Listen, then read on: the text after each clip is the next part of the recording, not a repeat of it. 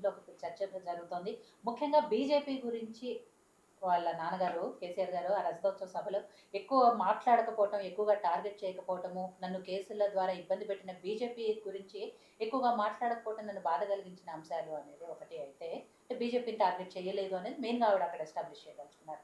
దాంతోపాటు డీకే అరుణ గారు ఏదైతే చెప్పారో కాంగ్రెస్ పార్టీ బీఆర్ఎస్ కలిసి ఆడుతున్న డ్రామా అనేది, సో మీకు అదే అనిపిస్తుందా? ఇక్కడ ముఖ్యమంత్రి విషయం మేడం, ఇక్కడ మొన్న నోటీసులు సర్వ్ చేస్తున్నారు. కేసీఆర్ గారు 6 తారీఖు నాడు కమిషన్ ముందు హాజరు కావాలి, 9 తారీఖు నాడు హరీష్ రావు కావాలి, ఈటల రాజేందర్ కావాలి అనేది ఒక చర్చ జరుగుతుంది. దీన్ని డైవర్ట్ చేయడానికి ఇప్పుడు ఇక్కడ విషయం ఏంటంటే, అక్కడ జరిగిన కుంభకోణం ఏందో తెలియదు. అది వీళ్ళు 1,00,000 కోట్లలో వీళ్ళు బయట పెడతామని చెప్పేసి కాంగ్రెస్ ఆరోపణ చేసింది. అది ఎంతవరకు, అది ఎందుకు పొడిగించుకుంటూ పోతున్నారో అనేది చెప్పాల్సిన అవసరం ఉంది. డే టు డే పొడిగించుకుంటూ పోతూ ఇప్పుడు ఈటల రాజేందర్ గారు దాని డ్యూటీకి సమాధానం ఇచ్చింది. అరే నేను ఒక ఫైనాన్స్ మినిస్టర్ కూడా ఎవరో ఏ శాఖలు ఎన్ని అందరికీ అన్ని ఏ శాఖ వచ్చినా కూడా తను ఇవ్వాల్సి వస్తుంది, చేయాల్సి వస్తుంది. అసలు నేను డబ్బులు ఇచ్చినంత మాత్రం అసలు ఏ విషయంలో నాకు ఇంతవరకు నోటీస్ ఇవ్వలేదు, మీరు ఎందుకు దీన్ని ప్రోపగండా చేస్తూ ఉన్నారని. అంటే మనం ఇక్కడ అబ్జర్వ్ చేయాల్సిన విషయం ఏంటంటే, ప్రతి విషయాన్ని కూడా ఈరోజు ప్రొపగండా చేసి టీవీల ద్వారా, మన ఎలక్ట్రానిక్ మీడియా ద్వారా కానీ, లేకపోతే ఈ యూట్యూబ్ ఛానల్స్ ద్వారా కానీ ఎప్పుడు కూడా ఈ ఛానల్స్లలో ఉండాలి అనే ఆలోచనతో ఉంది. కానీ డెవలప్మెంట్ మీద ఇటు కాంగ్రెస్ కానీ, ఆ రోజు ఉన్నటువంటి బీఆర్ఎస్ ప్రభుత్వమే కానీ ఎక్కడ కూడా సమస్యల మీద పోరాటం చేసే పరిస్థితిలో లేదు. ఒకటి. రెండో విషయం, ఇప్పటిదాకా అక్క మాట్లాడుతున్నప్పుడు జాతీయ పార్టీలు రెండు కలిసి ఒకటి, మాకు రెండు కలవాల్సిన అవసరం ఏముందండి? మాకు ప్రధాన శత్రువే కాంగ్రెస్ పార్టీ, మేము కలవాల్సిన అవసరం ఏముంది? ఒకటి. రెండో విషయం. మూడో విషయం ఏం చెప్తా ఉన్నానంటే, ఇక్కడ ఆరోపణలు లెటర్లో కవితక్క గారు రాసినరా లేదనేది సెకండరీ, కానీ వాస్తవాలే కాదా అనేది మనం మాట్లాడదాం.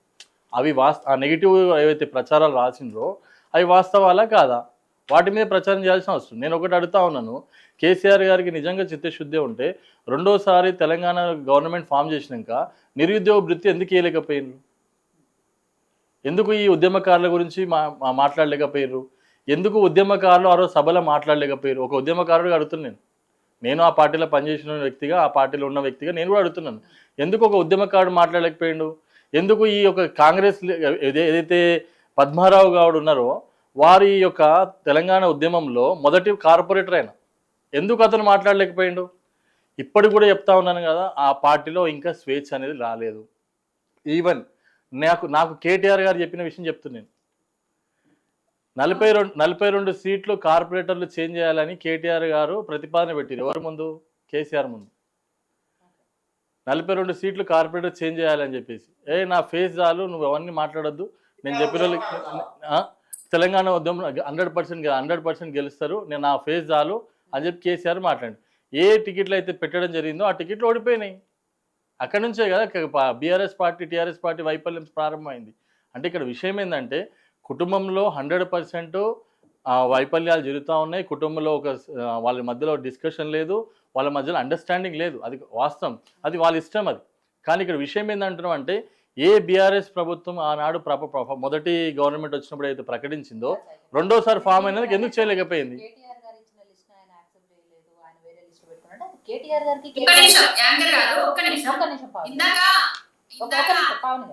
సో మీరు అన్నదే అదే అయితే కేటీఆర్ గారికి కేసీఆర్ గారికి మధ్య డిఫరెన్స్. ఎస్, ఎగ్జాక్ట్, అదే చెప్తున్నాను మేడం. అక్కడ కుటుంబంలో ఒకరికొకరికి ఆ యొక్క కోఆర్డినేషన్ లేక వల్లనే ఇదంతా ప్రాబ్లం జరుగుతూ ఉంది. సో వాళ్ళ మధ్యలో ఉన్నటువంటి ప్రాబ్లమ్స్ ఈరోజు బర్స్ట్ అవుతూ ఉన్నాయి. నేను ఒక మాట అడుగుతాను, ఒక చిన్న మాట, భౌగోళిక తెలంగాణ ఫామ్ అయింది, సామాజిక తెలంగాణ ఫామ్ అవ్వాలి అని చెప్పేసి కవితక్క అయితే డైరెక్ట్ చెప్పింది కదా, అదొక్కటి నిదర్శనం చాలు కదా. కవిత గారు కేసీఆర్కి రివర్స్గా మాట్లాడుతున్న దానికి అదొక్కటి నిదర్శనం చాలు కదా. అసలు భౌగోళిక తెలంగాణ ఫామ్ అయింది, సామాజిక తెలంగాణ ఫామ్ కాలేదని చెప్పి కవిత గారు మాట్లాడుతూ ఉన్నారు. మరి 10 సంవత్సరాలు సామాజిక తెలంగాణ గుర్తుకు రాలేదా? అప్పుడు మొదటిసారి ఎప్పుడైతే బీసీలకి ఉద్దేశం కూడా అదే అయి ఉండాలి. ఇప్పటివరకు 10 ఏళ్ల పాలనలో భౌగోళిక తెలంగాణ తెచ్చుకోగలిగాము, సామాజిక తెలంగాణ తెచ్చుకోవాలి, బట్ అది ఎగ్జాక్ట్లీ నేను అదే పాయింట్కి వస్తున్నాను మేడం. అప్పుడు 10 ఏళ్లలో ఉన్నప్పుడు మొదటిసారి, ఇప్పుడు 42% గురించి మాట్లాడుతూ ఉన్నారు కదా బీసీలకి. ఆ రోజు బీసీలకి మొదటి టర్మ్లో 22 సీట్లు ఇచ్చి రెండో టర్మ్లో 19 సీట్లు ఇచ్చిర్రు వీళ్ళు, ఎమ్మెల్యే సీట్లు. అంటే బీసీలను పెంచిరా తగ్గించిరా? ఏదైతే ఎస్సీ వర్గీకరణ గురించి మాట్లాడుతున్నారో మీరు 10 సంవత్సరాలు ఉన్నప్పుడు ఎందుకు ఆలోచించలే వాటి గురించి? మీరు ఎస్సీ ముఖ్యమంత్రిని చేస్తాను ఎందుకు చేయలేకపోయారు?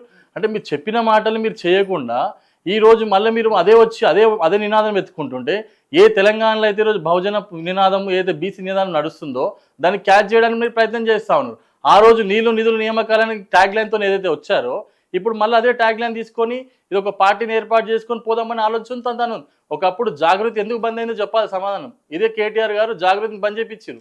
మళ్ళీ ఇప్పుడు జాగృతి ఎందుకు స్టార్ట్ అయిందో చెప్పాల్సిన అవసరం ఉంది. అంటే ఒక పకడ్బందీగా ఇక్కడ కవిత గారు అడుగులు వేస్తూ ఉన్నారు. 100% చీలిక వస్తుందని నాకు ఉన్న అనుభవంతో చెప్తా ఉన్నాను. పార్టీ పెడితే పెడుతుండొచ్చు, పెట్టకపోవచ్చు. కానీ లెటర్ విషయం అంటారా, అది పెద్ద ఇష్యూ కాదని నేను అనుకుంటా ఉన్నాను. అది పెద్ద తను రాసిందా రాయలే అనేది పెద్ద ఇష్యూ కాదు. కానీ అందులో ఉన్న విషయాలు అయితే వాస్తవమా కాదా అనేది ఇంపార్టెంట్. ఇక్కడ నేను చెప్పేది అయితే అది 100% అందులో ఉన్న ఇష్యూస్ గురించి నెగిటివ్ పాయింట్స్ ఏవైతే జరిగినాయో డిస్కషన్ వాటి మీద చర్చ జరగాల్సిన అవసరం ఉంది. ఎందుకు ప్లీనరీ పెట్టినప్పుడు అనేక 2-3 డేస్ జరుగుతుంది, ఎందుకు అంత 25 సంవత్సరాలు రజతోత్సవం జరుగుతున్నప్పుడు ఒక 2 రోజులు జరిగితే సభ పోయేదేముండే? అందరినీ తెలంగాణలో ఉన్నటువంటి ఉద్యమకారులు మాట్లాడితే పోయేదేముండే? ఇప్పటికి కూడా ఇంకా అదే వైఖరి ఎందుకు నడుస్తూ ఉంది ఆలోచించాల్సిన అవసరం ఉంది. కాబట్టి 100% ఈరోజు కూడా ఆ పార్టీలో 2 సంవత్సరాలు అయిపోతుంది గవర్నమెంట్ పడిపోయి. ఇప్పటి వరకు వాళ్ళు కింది స్థాయిలో ఒక్క పోస్ట్ ఇచ్చింది లేదు. KCR president, working president KTR తప్ప ఇంకో పోస్ట్ ఇచ్చింది లేదు. అంటే ఆ రోజు గవర్నమెంట్ ఉన్నప్పుడు చైర్మన్ పదవులు ఇచ్చి డైరెక్టర్లు ఇవ్వకుండా అట్లనే చేసిండ్రు.